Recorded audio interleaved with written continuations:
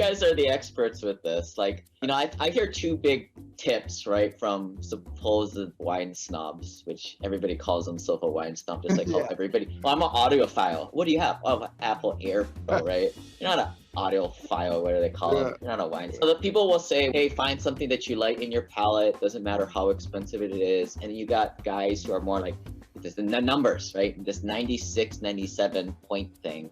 Yeah. What is your opinion on, like, all right, I don't know what I'm looking at. How do I pick a good one? How do I go about doing this? Yeah, it is really hard, and taste is so subjective, so it is difficult to try to boil it down into a 100-point scale. And obviously, the 100-point scale has been hotly debated for decades now. I think, though, ultimately, it's still very valuable for people because once you start getting into the high 90s, especially like that 98-point Dow, and especially if you start seeing that it's got high scores from 3 different publications. So there you go. That's Wine Spectator, Decanter, and Vinous, each giving you a 98-point score.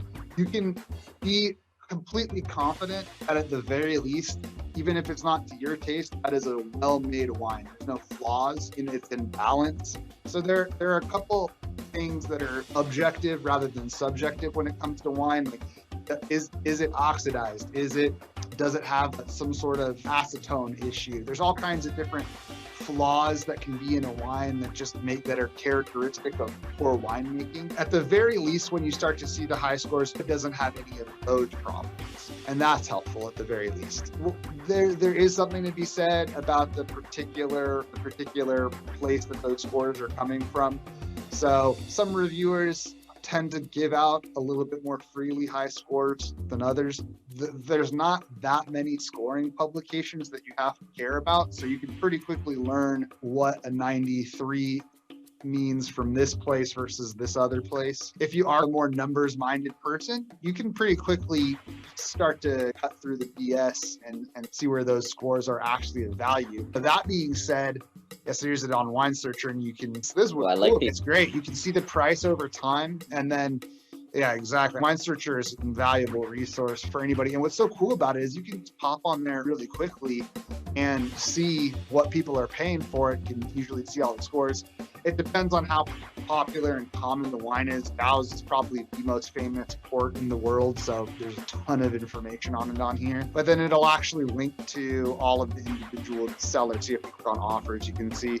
And so sometimes there'll be some stuff on here, like some random retailer in the middle of Kentucky, and if you actually call them, they don't even have the wine. We're not trying to beat those kinds of offers, but we're definitely trying to beat all the real offers that are out there, and we do a good job doing it. And I actually really appreciate that kind of transparency.